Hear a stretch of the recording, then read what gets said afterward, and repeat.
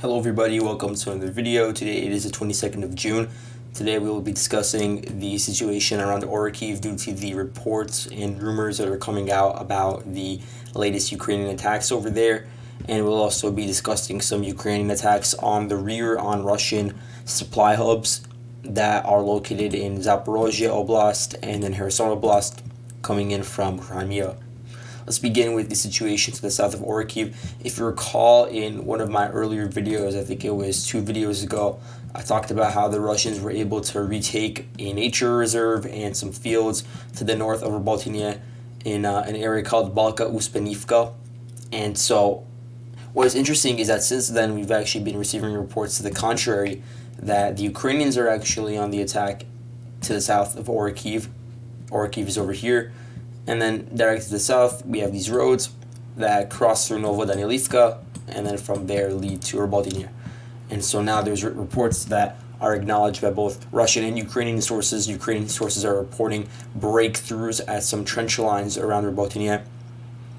And that indicates that, first of all, the Ukrainians are attacking, but on the other side, the Russian sources such as Wargonzo, and there's a few other ones that are posting about it on Telegram, they are indicating that the Ukrainians did launch, in fact, an attack on Robotyne, but that they only advanced a maximum of 150 meters. Others were saying 200 to 300 meters. And so, really, in comparison to the line of contact, that's a very insignificant amount of land to be retaken yet, although we're not finished with this line of attack. There could be multiple waves of Ukrainian attacks, but according to the Russian sources, and obviously take whatever they say with a grain of salt, but they are alleging that there were 2 waves of attacks with many personnel and armored columns, probably running through this road, this one in yellow over here, that starts in Novodanilivka and also in the adjacent fields, and that both of them were pushed back, but that they were actually able to reach the first trenches that were set up by the Russian defenders. So, for instance, this trench line from Kopani to Robotyne, which is in between the fields in between them to prevent any sort of flanking maneuvers. But then there's also a lot of trenches to the north of Robotyne, but they are smaller in size and they're very localized trenches.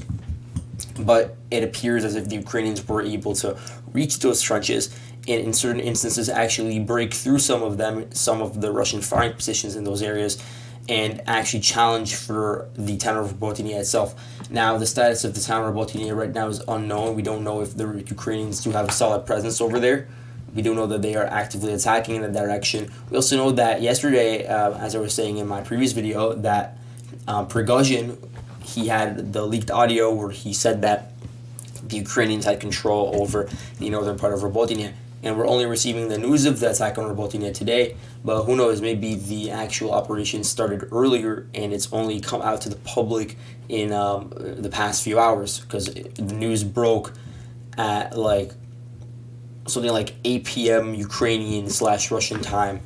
So I'm not exactly sure about the status of this specific sector right now, but I do know that there's active fighting over here. I do know that the Russians are firing back with their howitzers and their MLRS fire, and that they are utilizing the 219th Regiment in the sector, 291st Regiment, I mean.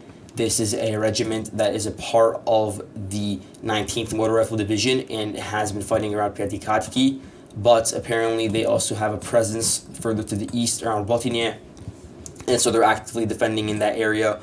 You also have the 70th Regiment, which is a part of the 42nd Motor Rifle Division, which is really the main Russian unit, or the main Russian division that is centered in the central part of the Zaporozhye line of contact, but also further to the east, defending around Velika Novosilka and all of those towns over there. And so that's where you have the 42nd Motor Rifle Division and its subordinate units. Let's see which units are here over here. So I have the 291st Guard Regiment, also located over here on Novopokrovka, and then also the 205th Separate Motor Rifle Brigade, again subordinate to, I'm pretty sure, the 42nd Division, but I might be wrong. There's also the 1430th Regiment, which was mentioned by Russian sources as defending the Robotyne area and all of the or Kiev Axis for that matter. And I don't know which unit that is subordinate to, but it might be the 18th Motor Rifle Division. I'm not sure though. Either way, you have 3 regiments in this sector trying to hold the line, and it seems like there hasn't been any like concrete Ukrainian breakthrough just yet. But we'll have to see about that, especially as we're seeing that the Ukrainians are amassing more and more brigades. They still have many brigades that have not been tested in battle yet. I actually wrote a thread about some of the units that are involved in this operation around Orikhiv. Like I mentioned it in one of my previous Twitter posts. You do have several units over here that have not seen extensive combat just yet, and they are now at the front line. They do have the training needed, although some of the men there may not be the best trained. They may have been rushed too quickly to the front line. They may have not been the best equipped with knowledge of Western weaponry, for instance. They may not be as experienced as some of the more battle-hardened units, but you do still have a lot of new territorial defense units moved in. You also have some new mechanized brigades that have been formed specifically for this counteroffensive, and a lot of them have not started fighting yet to the extent that they really should be, like 47th Mechanized Brigade. It has been mentioned several times, but I have not seen them mentioned as much in recent days, so we're going to have to look out for their involvement. And there's multiple other brigades that fall under that umbrella, like the 65th Mechanized Brigade, which for some reason I have around Kamyanske, but I've been looking at the recent movements, and it seems like they're closer to the Orikhiv sector, although, of course, you could always have like a battalion or two that is like sent out a bit further to the east or to the west for a certain combat mission. That happens a lot. Either way, it is important to note that there were also some attempted Ukrainian attacks earlier today further to the east around the Velika-Novosilka axis, although to a lesser extent than around Orikhiv. There were attacks from Levadne, which by now I should acknowledge is under Ukrainian control. So it's not black, it's blue. Whatever is remaining of Levadne is under Ukrainian control. So from there, they are trying to push towards this Russian town, Privutny, and you could see clearly the goal is to flank the Russian positions in Rivnopil and to attack the Russian positions around the river over here from a new direction that has previously not been touched. So it might catch the Russian forces there by surprise and potentially cut them off and really push them to the river and force them to surrender or die fighting. That's the idea. And so there hasn't been any success yet with what the Ukrainians have been doing around Levadne, but it seems like it's a good way to try to flank and create an encirclement of this bulge, which sticks out the most at Rivnopil, where the Russians still are holding on. There's also were reports of pushes towards Urozhenie, which is a town to the east of this river over here. What's it called? The Mokryali River. So the east of the Mokryali River. And so the Russian hold on this town is sort of tenuous because the Ukrainian line of contact is very close to, first of all, the river, but second of all, to the roads that are supplying Urozhenie. So I don't know for how long the Russians could hold onto it, but they have been able to repel all attacks today.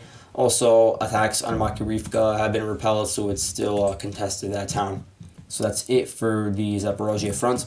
Let's talk about some of the Ukrainian strikes deeper into the Russian line, because we all know that there is a bit of a parallel over here between the beginnings of the Zaporozhye counteroffensive, as it is colloquially referred to as, and the Kherson counteroffensive, which really started in earnest in late August of last year, so almost a year ago that started. And if you recall, I was covering it at the time. The initial attacks were really occurring around towns such as Davydiv Brid, occurring around Bilohirka, Lozove, Andreevka, all these towns that are notable because they are adjacent to the Inhulets River. And so the Russians did not have these fortifications, these trenches and dugouts that were built over the course of the year. But what they did have was the Inhulets River, which was their man-made defensive barrier, and it was extremely useful for the Russians in pushing back the Ukrainians. The Ukrainians would cross over a certain part of the river, and then they'd be completely isolated when they tried to conduct a defensive and head-on attack towards a Russian town with Russian firing positions. Of course, it was not fortified, but crossing over the river itself is difficult, especially when the Russians had the artillery overmatch and the air superiority. And so for a very long time, the Ukrainian offensives in this direction were stalled. And it seemed like this never-ending cycle of Ukraine sending waves and waves of fighters. And again, it's pretty interesting because the 128th Mechanized Brigade, which I believe is from Transcarpathia, very like the westernmost part of Ukraine, they were always being sent in, trying to cross over the river, and they created bridgeheads, but they didn't amount to much besides really just holding on to it for a few days or a week and then having to withdraw and suffering major losses in the process. And it's very similar to what we're seeing, just that there's no rivers involved in the Zaporozhye counteroffensive. Here in Zaporozhye, I mean, it's mainly just open fields in between the line of contact in the Russian towns and defensive lines, and then you have Ukrainians suffering heavy losses in those areas. Over here, it's more of like the Ukrainians were suffering heavy losses around the river. But same idea, that the heavy losses and the Russian superiority in certain sectors was causing the offensive to stall. So what changed? How did the Ukrainians actually end up taking over Kherson? How were they eventually successful? And that was their objective, by the way, taking over Kherson. That was the main objective, the one capital that the Russians had been able to conquer since February 24th of 2022.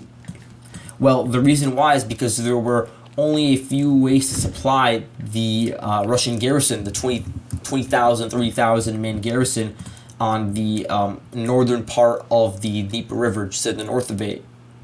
And those were through bridges, like the bridge over here. You know, you had the Antonovsky Bridge. You had an Antonovsky rail bridge. So here's the Antonovsky Bridge, first of all. If you zoom out, there's also the rail bridge a bit further to the east over here. So that's where the rail would come from. And then you also had one more crossing from the Novokakhovka Bridge, where you have the hydroelectric dam, which was recently damaged. That was another area where you had equipment and also a rail line coming in from. So you had 4 roads, or 2 roads and then 2 rail lines to cross through. And then you also had ferries and bards that you could cross over. But of course, the volume is limited when you do that, and it takes longer. And so the Ukrainians would constantly hit these key choke points that you needed to cross through to supply the Russian forces and continue stalling the Ukrainian counteroffensive with MLRS fire, with shelling, especially with HIMARS. And sure, at the time I was talking about how, you know, most of them were intercepted by the, you know, Pantsers, the S-300s, S-400s, all these Russian air defense systems that were set up in the area. But either way, a certain percent of them did make it through the cracks, and it did actually hit the bridges, and it did render the Antonovsky Bridge inoperable many times, and it made it very, very difficult for the Russians to continue resupplying. And even though they started using bards more, those were also targeted by shelling, actually, and some of them did actually sink into the Dnieper River due to those strikes and shelling. And so eventually the situation became so bad that even though the Russians had a pretty solid line of defense, because they had to retreat at certain points, and they did retreat. So actually draw the line that they retreated to initially, and so that's over here. It looks something like this, still around the Inholets River, and still having control over most of their possessions before the beginning of the Ukrainian counteroffensive in August. And so at that point, Surovikin, who was made in charge of the SMO in like early October, he made this decision. There were all these strikes going on the bridges, and he just said it's not worth it. If those become 100% inoperable, then it will be a great opportunity for the Ukrainians to launch an all-out attack and squeeze the Russians to the edge of the river and just eliminate them all. And so he made the decision to shorten the front line and preserve the Russian possessions and Russian equipment and Russian men. And so he retreated across the river. And that's how the Ukrainians were able to successfully take over Kherson without shedding any blood within the city itself, because all the fighting happened to the north and all of it happened outside of the actual city, and it was taken over peacefully at that point. So, how does it relate to Zaporozhye? Well, the thing is, in Zaporozhye, there is not a bridgehead that the Russians are operating on. There's no river separating the Russian forces in Zaporozhye from the Russian rear. The Russian rear in Zaporozhye is much more intact and supported by a vast rail and road system. Now, the thing is, these supply routes are connected to Crimea in really a few key areas. For instance, the ones that lead to the Zaporozhye front line mainly come in from two key areas, such as the M18 road and a nearby rail line, and then there's two that branch out, two roads that branch out towards the Kherson Oblast. And so that's less relevant to this conversation. But the thing is, the Ukrainians have been hitting over the past few weeks a lot of the key supply hubs that the Russians are relying on to continue to sustain their active defense, which I believe has been so far relatively successful in holding back the Ukrainians, just like it was in the early stages of the Kherson counteroffensive. So you see similar strategy now being formulated by the Ukrainians. It's just that this time it's going to be much more difficult to pull off, because obviously there's a land bridge that's connecting the Russian front line and the Russian rear. And so just cutting it off by missile strikes is a very difficult task, because you can't just nonstop have control over the airspace and over the land space and any sort of movement that's going on across such a wide area. And that's even forgetting the fact that you could also have supplies coming in by rail and by road from Russia proper and from Donetsk, not even just from Crimea. It doesn't have to be from Crimea exclusively. And so this complicates any sort of Ukrainian attempts, but their strikes can still sort of degrade the supply routes on a more local level in certain areas, which could be important if the Ukrainians want to achieve some smaller gains. And so let's run through some of the strikes that have occurred recently. There were strikes reported over the past few days around the Berdyansk airport and also on the coast of Berdyansk. There's about 27 helicopters, transport and attack helicopters, in the Berdyansk airport right now. And that also shows that a lot of them are being moved in recently in order to assist in conducting different strikes on Ukrainian advancing columns. And so that's why we're also seeing these strikes starting now, probably using Storm Shadow missiles provided by the British, because those are of a longer range. So you have some strikes over there. There's also some strikes being reported by the head of the Zaporozhye region that's under Russian control, Vladimir Rogov. He said that in Yakimivka, a rail bridge was hit by the Ukrainians in an airstrike, not in a sabotage attempt, but actually in an airstrike. So the thing is, in Yakimivka, there is a rail hub, and there's also a rail line that runs through it, which connects to the front line. But the rail tracks were hit last week by Ukrainian partisans, but it seems like now it's been hit again, probably by storm shadows. And this shows that there's a continued Ukrainian attempt to disrupt the flow of the rail carriages to the front line. Also, in Rykove to the south, let's go to there. Rykove, I think, is actually in Kherson. Yeah, it is. It's pretty close to Zaporozhye. There is a rail station over here, and so it is important. It connects further to the north and further to the east to the front line. And so it is important when you're on your way to Melitopol, which is, again, another one of these major hubs where you have a lot of the reserves and a lot of the backup equipment and a lot of the artillery batteries. And so all of that runs through this specific station. So a lot of it is set up over here. Like, you have a lot of ammunition, you have a lot of different explosives that might be over here. You have a lot of fuel that's set up for all of the different vehicles that are making their way to the front line. And so there was a strike over here, and there were some pretty major explosions that were recorded by the residents, which might indicate a secondary explosion. To my knowledge, the rail line wasn't completely destroyed, so it must be relatively easy to repair, and it's probably going to be up and running. If not, it has already been up and running. But it does indicate that Ukraine does have the capability to strike pretty deep into the Russian targets. If you zoom out, you can see the rail line over here. It connects to the north all the way to Yakimivka over here, and then Yakimivka, if you zoom out, you'd see that it connects to Melitopol, and then Melitopol, there's a bunch of roads and rail lines extending from there to like Tokmak, Polohi, Vasilivka. All these towns are on the Russian defensive lines and the Russian front line.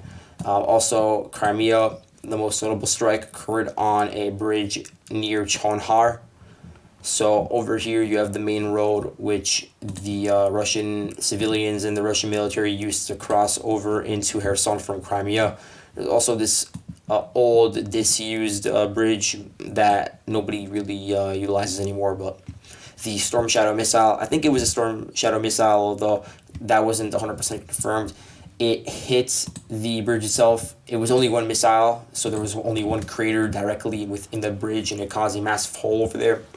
So there was damage. There was also damage done by the explosion to the old, disused bridge, and so that caused hours of traffic as the Russians were trying to get the situation under control and ensure that there were safety measures before the bridge was reopened, which I think it is now. I think that now on a lower level you could still allow civilian cars to pass through. You could also allow military trucks to pass through, but again, on a much lower extent, and there's much longer waiting times.